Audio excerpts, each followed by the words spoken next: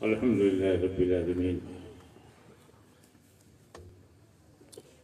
والصلاة والسلام على أشرف الأنبياء والمرسلين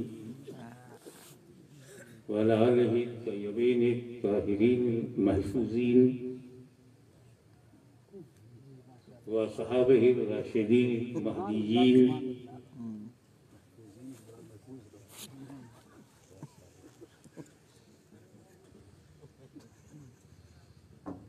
أما بعد أعوذ بالله من الشيطان الرجيم بسم الله الرحمن الرحيم اهدنا الصراط المستقيم صدق الله مولانا العظيم العظيم وبلغنا رسوله النبي الأمين الكريم ونحن على ذلك لمن الشاهدين والشاكرين والحمد لله رب العالمين.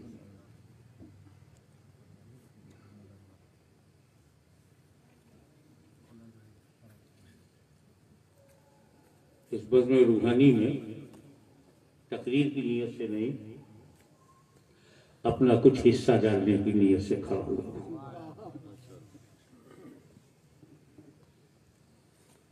سنا ہے بزرگوں سے جب خالی ہاتھ نہ ملو تو واپس بھی خالی ہاتھ نہیں ہوتے.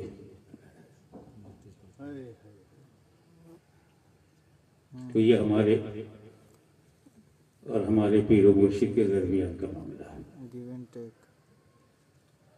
اشرف ملت ہمارے پیر زادے ہیں اور پیر کو خوش کرنے کے لیے پیر زادے کو خوش کرنا ضروری ہے. ایک بات کلیئر کٹ بتا دوں، میں پیر سے نہیں ڈرتا، پیر زادوں سے ڈرتا ہوں. اس کی وجہ یہ ہے کہ پیر ہمارا باپ ہے اور بیٹے کی غلطی کو باپ سے زیادہ جلدی معاف کرنے والا کوئی نہیں. مگر پیر زادہ اگر ناراض ہو گیا تو بمبئی کی بولی میں کھٹیا کھڑی ہو جائے گی. اس لیے بلا ارادہ صرف ان کے حکم کی تعمیل کے لیے کھڑا ہو گیا. آپ کو بہت سارے لوگ ملیں گے اس زمانے میں، اس سماج میں. ہم طریقت والے ہیں، ہم کو شریعت سے کیا لینا دینا. چہرے پہ کچھ نہیں ہے، زلفیں لمبی ہیں، نماز نہیں پڑھتے، یہ شریعت والے پڑھیں، ہم کو طریقت والے ہیں. وہ لوگ جو طریقت کے نام پر شریعت سے منہ موڑ لیتے ہیں،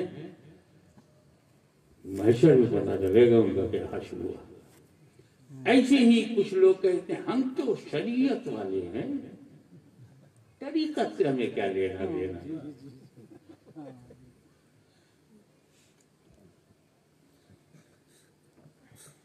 خدا جانے یہ کہاں سے خناس آ گیا کہ شریعت اور طریقت دو الگ الگ ہے.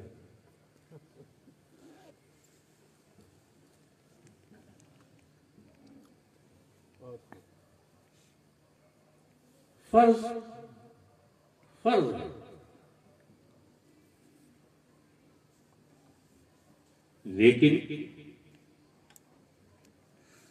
ساری زندگی فرض نہیں ہے،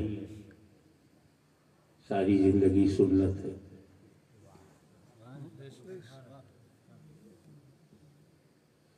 وضو کرو یہ تو فرض ہے، کیسے کرو یہ سنت ہے. نماز پڑھو یہ فرض ہے، کیسے پڑھو یہ سنت ہے.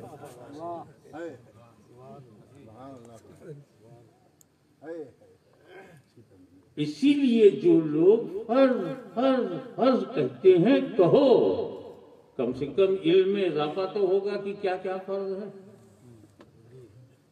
لیکن مقصود ٹارگٹ نہیں ملے گا جب سنت بھی نہ ہو. حفاظت سنت میں دیکھیں آپ، وضو میں فرض 4 ہے. چہرہ دھونا،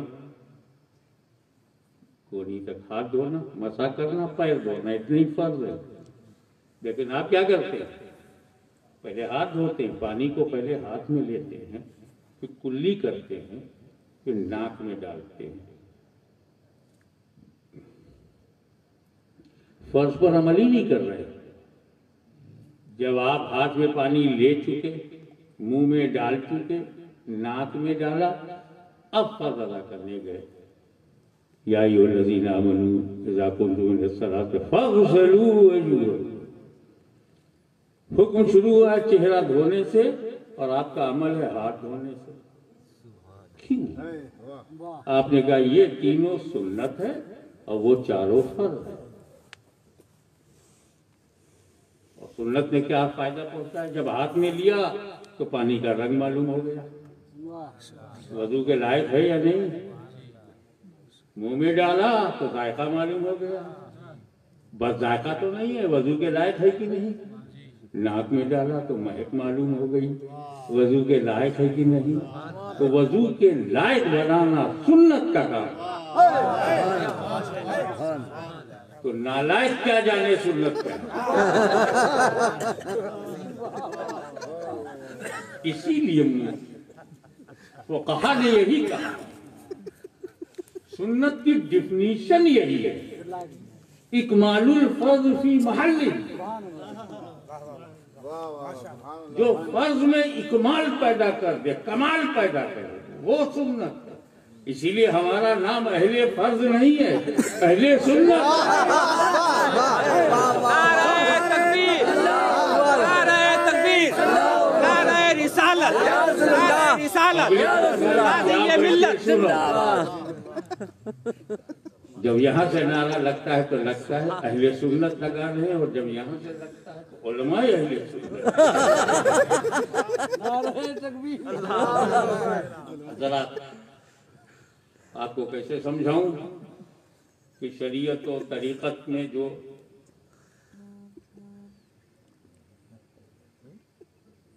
ضرورت ہے، اہمیت ہے، اس کی شریعت کی کہاں اہمیت ہے اور طریقت۔ مدرسے میں جاؤ گے شریعت سمجھ میں آ جائے گی، خانقاہ میں جاؤ گے طریقت سمجھ میں آ جائے گی، اور یہی ہمارے زوال کی وجہ ہے کہ جہاں مدرسہ ہے وہاں خانقاہ نہیں، جہاں خانقاہ ہے وہاں مدرسہ نہیں۔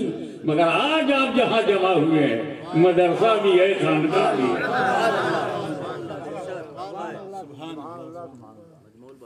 مخدوم سمرانی کا دربار مدرسہ ہے، شریعت سیکھو، جامع اشرف ہے، شریعت سیکھو، مخدوم اشرف ہے، طریقت سیکھو۔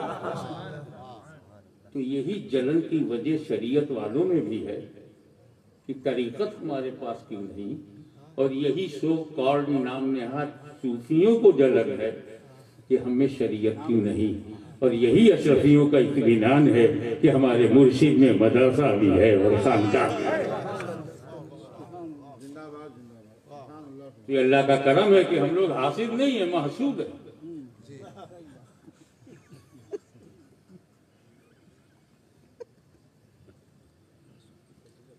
اب آپ کو کیسے سمجھاؤں کہ شریعت کے بغیر طریقت کا کوئی وجود ہی نہیں، اگر ہے تو کسی دکان پر ہے، انسان میں نہیں۔ ایسے سمجھو آپ کے سر پہ جو بال ہے وہ شریعت سمجھو، جیسے شریعت سر کا بال، اور اس میں جو بیچ میں مانگ نکالتے ہیں وہ اس کا حسن ہے۔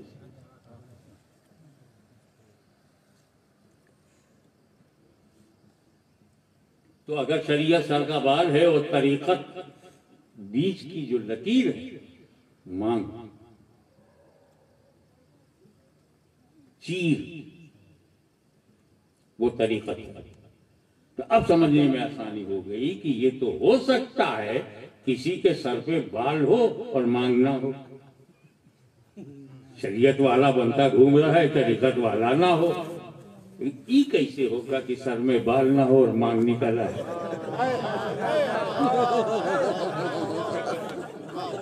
یہ ہو سکتا ہے کہ شریعت والا طریقت والا نہ ہو، مگر یہ ہو ہی نہیں سکتا کہ طریقت والا شریعت والا نہ ہو۔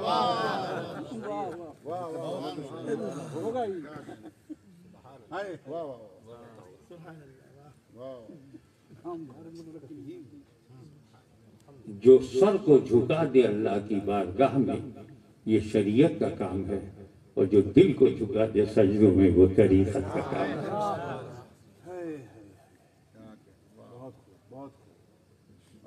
جب بات وضو کی چلتی ہے تو میرے دماغ میں ایک اور پہلو آتا ہے کہ بھائی پانی سے ہی تو وضو ہوتا ہے، پانی ملے گا تبھی تو وضو کرو گے۔ میرے رب کو ہم سب کی یہ ضرورت معلوم، پانی نہیں ملا تو بندہ کیا کرے گا؟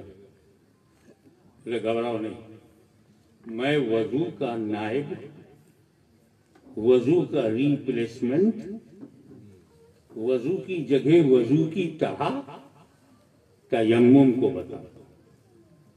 حضرت تیمم سے آپ ہر وہ کام کر سکتے ہیں جو وضو سے کرتے تھے، شرط یہ ہے جب پانی آپ کی پہنچ کے باہر ہو، آپ وہاں تک نہ پہنچ پائیں تو مٹی سے وضو کر لیں، اور اللہ تعالیٰ نے آپ کی نماز چھوٹنے نہ پائے، پانی نہیں ملے تب بھی نہ چھوٹنے پائے، مٹی سے تیمم اس لیے کیا کہ پوری دنیا یا تو پانی سے بھری ہے یا پھر مٹی سے، ایسی کوئی جگہ نہیں جہاں نہ پانی ہو نہ مٹی ہو، تو اب نماز چھوڑنے کی کوئی وجہ آپ کے پاس نہیں ہے۔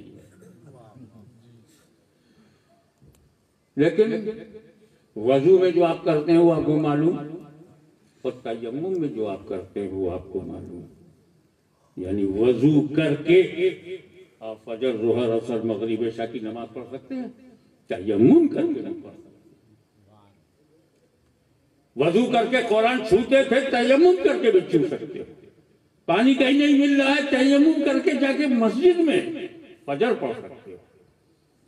یعنی جو فیض وضو سے آپ کو ملتا تھا وہ اس کی جگہ جو تیمم ہے اس کا نائب ہے، وضو کا خلف ہے، وضو کی جگہ ہے، اس تیمم سے بھی وہی فیض ملے گا جو وضو سے ملتا ہے۔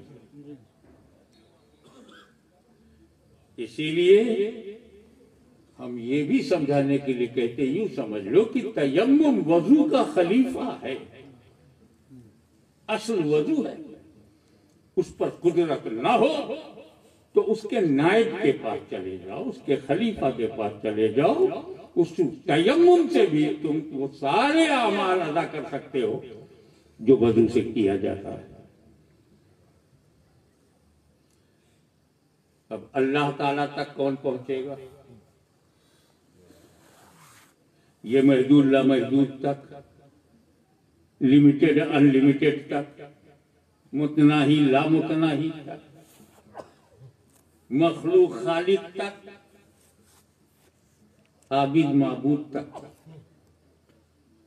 یہ آکار نراکار تک، کیسے؟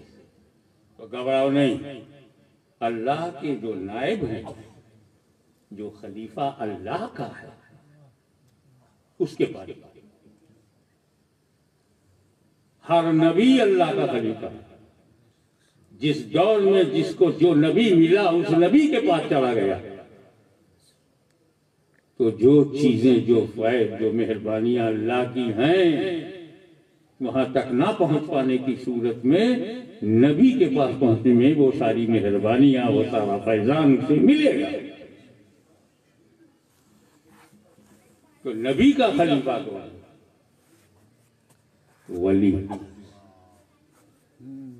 نبی کا خلیفہ مولوی نہیں، ولی۔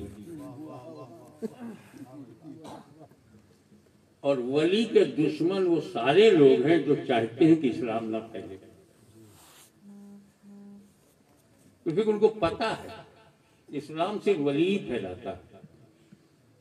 یہ مسلم حکمراں ہیں، بادشاہ ہیں، عرب ہے، عجم ہے، یہ اپنی حکومت پھیلاتے ہیں، یہ اپنی حکومت چلاتے ہیں، یہ اسلام نہیں پھیلاتے۔ وہ چاہے خلجی خاندان رہا ہو، بلبن کا رہا ہو، مغلوں کا رہا ہو، سلطنت بڑھاتے ہیں، مگر بابر کو زمین پھیلانا تھا، خواجہ غریب نواز کو اسلام پھیلانا،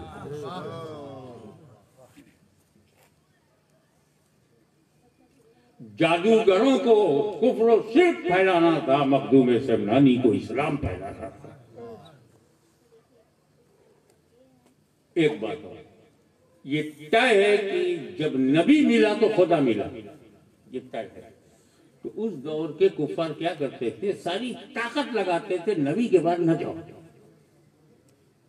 ابو جہل کو اتنی شدت تھی، اگر سامنے سے گزرو تو کان میں روئی ٹھونس لو تاکہ نبی کی آواز بھی نہ سننے پائے۔ اس کو پتا تھا گیا بندہ نبی تک پہنچ جائے گا، خدا تک۔ تو کل نبی خدا تک لے جا رہا تھا، آج نبی کی اس نظام کو ولی لے جا رہا ہے۔ وہی طاقتیں لگی ہوئی ہیں کہ ولی کے پاس نہ جاؤ۔ ہمارے محقق قیاسی مولانا عبدالقادر صاحب حبیبی الشفیق نے کہا کہ سب پیچھے ہمارے پڑے ہیں، شرک و بدعت، شرک و بدعت۔ میں نے کہا اسی پیچھے پڑنے سے تو ہمیں اطمینان ہوا کہ اصلی اسلام ہمارے پاس ہے، یہ سب دشمن۔ ایک سید صاحب بہت ناراض تھے، غصے میں بنا لی کہ ہاشمی نے دیکھی سادات کو برا بھلا کہا رہا، میرے حسب نسب پہ حملہ ہو رہا۔ تو میں نے ان سے کہا آپ کو اپنے سید ہونے کا یقین ہے؟ آپ کو خود بالکل الحمدللہ میرا شجرہ صحیح النسب ہوں، سید ہوں۔ تو میں نے کہا تو پھر اللہ کا شکر ادا کرو، اگر تم پر حملہ نہیں کیا جائے گا، تم پہ ظلم نہیں کیا جائے گا تو تمہاری سیادت تو ایسے ہی مشکوک ہو جائے گی۔ سید ہو اور مظلوم نہ ہو، کیا بات ہے، مظلومیت اس کی وراثت میں ہے۔ تو یہی تو تمہارے سید ہونے کی دلیل ہے۔ کل یزید نے حملہ کیا تھا، آج پلید نے حملہ کیا، وہ بھی سید تھے، تم بھی سید۔ یہ باتیں میں نے چند آپ کے سامنے اس لیے رکھی ہیں کہ آپ پہلے علم حاصل کرو، کیونکہ العلم نور،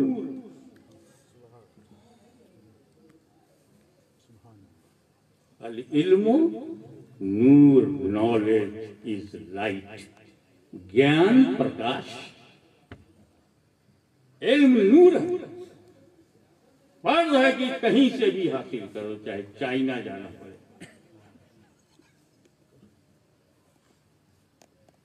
پہلے بھی وہ اپنے کو منوا رہا تھا، آج بھی منوا رہا ہے۔ حکمت چین پہلے بھی مشہور تھی، سوائے بات چیت کے کوئی دوسرا راستہ سمجھ میں نہیں آ رہا۔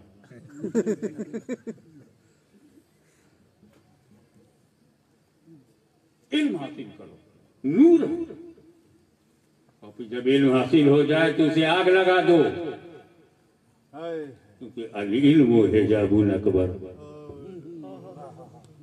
علم ہی گہرا پردہ ہے۔ تو جس نے علم حاصل کیا اور پھر اس سے جلا دیا، کیا جلانا ہے؟ حجاب کو جلانا۔ علم نور ہے، حجاب کہاں سے آیا؟ کہا علم نور ہے مگر اس میں تھوڑی سا فلیور غرور بھی ہے۔ فلیور آپ دیکھیں گے نا، عالم کو علم کا غرور جب دکھائی پڑے کہ اس عالم کو اپنے علم پر غرور ہے تو سمجھ جانا نور میں کچھ غرور ہے۔ نور تو مدرسے نے دے دیا، غرور کو کون ختم کرے؟ تو شیخ الحدیث کا کام تھا کہ آپ کو وہ علم دے دے جس میں غرور جا رہا ہے تو جانے دو، مگر مرشد کامل کا کام ہے تمہارے علم کو برقرار رکھتے ہوئے اس میں سے غرور کو جلا دے۔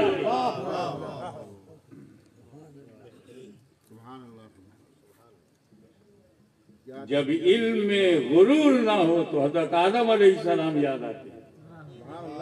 جب علم میں غرور نہ ہو تو آدم یاد آتے ہیں، اور جب غرور شامل ہو جائے تو ابلیس یاد آتا ہے۔ اس لیے ضروری ہے کہ جن لوگوں کو اپنے علم پر گھمنڈ ہے وہ اپنا علاج مخدوم سمنانی کی چوکھٹ پر کرا کے جائیں۔ وہ آشیب جلا دیتے ہیں تو یہ غرور جلنے میں کیا ٹائم لگے گا۔ شرط یہ ہے کہ پورے اطمینان قلبی اور اعتراف دلی کے ساتھ وہاں آپ حاضری دیں۔ آج کا یہ منچ، یہ اسٹیج، یہ ممبر آپ کو یہ دعوت دیتا ہے کہ دور بدل چکا ہے، الیکٹرانک پیریڈ کا ٹائم ہے، لوگ سوشل میڈیا سے بہت کچھ لے رہے ہیں، دے رہے ہیں۔ اس میں ضروری ہے کہ آپ کچھ تحقیقی کام کریں، عام کریں، اور اس احسان کو مانیں کہ جو میں بول رہا ہوں آپ سن رہے ہیں، جو ہندی ہم بولتے ہیں آپ سن رہے ہیں، یہ کسی مدرسے کی دین نہیں، یہ زبان کا تحفہ مخدوم سمنانی نے عطا کیا۔ اگر نظم میں سیدنا امیر خسرو کا احسان ہے تو نثر میں مخدوم سمنانی کی ایجاد ہے، اور یہ نظم و نثر کے ذریعے جو دین و سنیت کا کام ہو رہا ہے وہ تحفہ اشرفی ہے۔ مانو نہ مانو، اشرف کا کرم پورے زمانے پر ہے، کیونکہ وہ غوث زمانہ تھے، اہل زمانہ کی ضرورتوں کو جانتے تھے، اور انہوں نے ایسا کام کیا، ایسی دعا کیا، ایسا ارادہ کیا، ایسا فیصلہ کیا جو اور کہیں نظر نہیں آتا۔ چلتے چلتے جہاں علم پھیلایا جاتا ہے، جہاں سے علم پھیلتا ہے اسے مرکز علمی کہتے ہیں۔ ڈاکٹر صاحب، وہ مرکز علمی، اور جہاں کوئی عظیم الشان روحانیت جلوہ گر ہوتی ہے اسے مرکز عقیدت کہتے ہیں۔ اجمیر سے سارے علماء ختم ہو جائیں وہ مرکز علمی نہیں رہے گا، مگر مرکز عقیدت قیامت۔ بستی نظام الدین سے چاہے سارے علماء ختم ہو جائیں، مگر جب تک خواجہ نظام الدین محبوب الہی ہیں مرکز عقیدت قیامت رہا۔ مرکز علمی وہ تو اپنا بستر بچھاتا بھی ہے اور بستر لپیٹتا بھی ہے۔ مدینے میں بستر بچھا، مرکز علمی مدینہ، لیکن جب باب العلم کوفہ چلے گئے تو مدینہ مرکز عقیدت، کوفہ مرکز علمی۔ ٹرانسفر ہوتا رہا، کبھی دمشق میں مرکز علمی، کبھی بغداد میں۔ ہندوستان میں دیکھو، شیخ محقق عبدالحق محدث دہلوی نے بستر مرکز علمی بنایا، شیخ محقق علی الاطلاق چلے گئے تو فوراً اس نے گھر بدل دیا، اور شاہ ولی اللہ محدث، ان کے بیٹے شاہ عبدالقادر محدث دہلوی، ان کے بیٹے شاہ عبدالقادر محدث دہلوی، پھر بستر لپیٹ دیا، مرکز علمی کھسک گیا اور پہنچ گیا خیر آباد۔ 3 نسل چلا مرکز علمی، اور اس کے بعد اس نے جغرافیہ بدل دیا، ٹھکانہ بدل دیا۔ حضرت امام فضل حق خیر آبادی، عبدالحق خیر آبادی، فضل امام خیر آبادی سے شروع ہوتا ہے، فضل امام خیر آبادی، ان کے بیٹے فضل حق خیر آبادی، ان کے بیٹے مولانا عبدالحق خیر آبادی، پھر بستر ختم۔ 3 پش چلا، 3 نسل چلی، اور مرکز علمی بڑھائی ہو گیا۔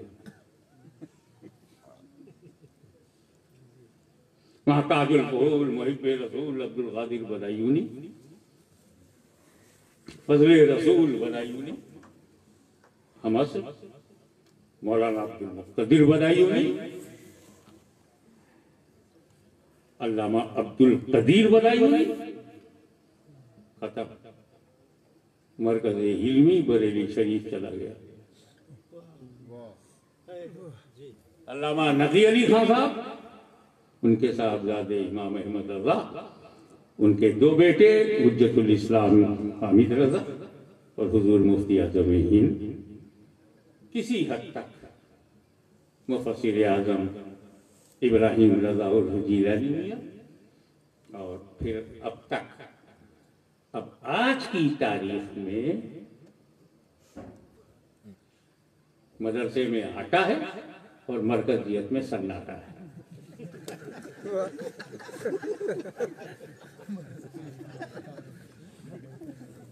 حیدرآباد مرکز علمی رہا، آج سناٹا ہے۔ گلواری شریف مرکز علمی تھا، آج سناٹا ہے۔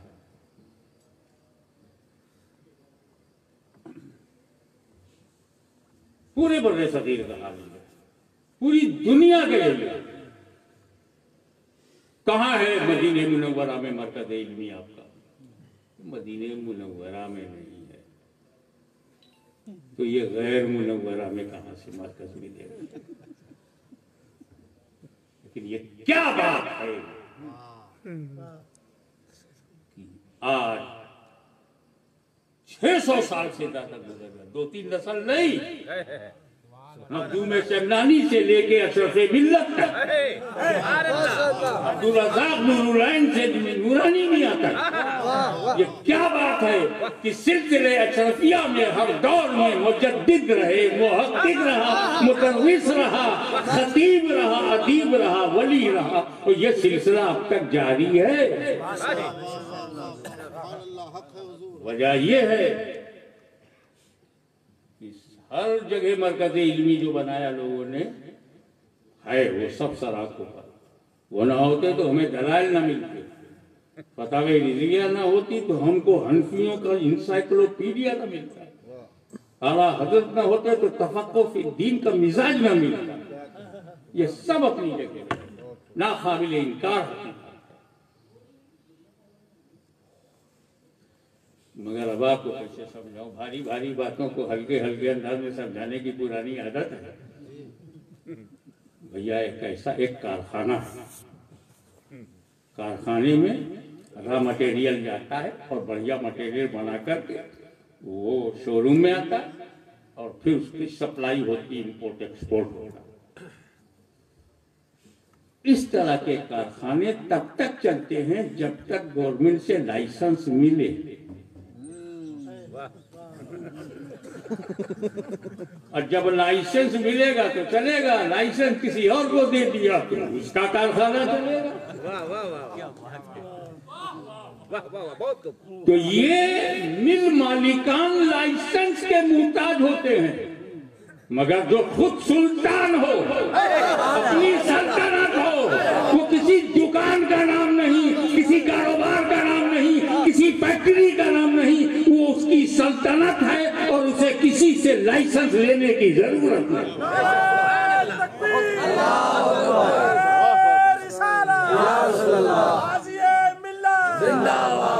اب جن حضرات کو اپنا سلسلہ جاری رکھنا ہے وہ آئیں اور مخدوم شمنانی کی بارگاہ میں ہاتھ جوڑ کر کھڑے ہو کر لائسنس لیں اور کام دین آگے بڑھائیں۔ وآخر دعوانا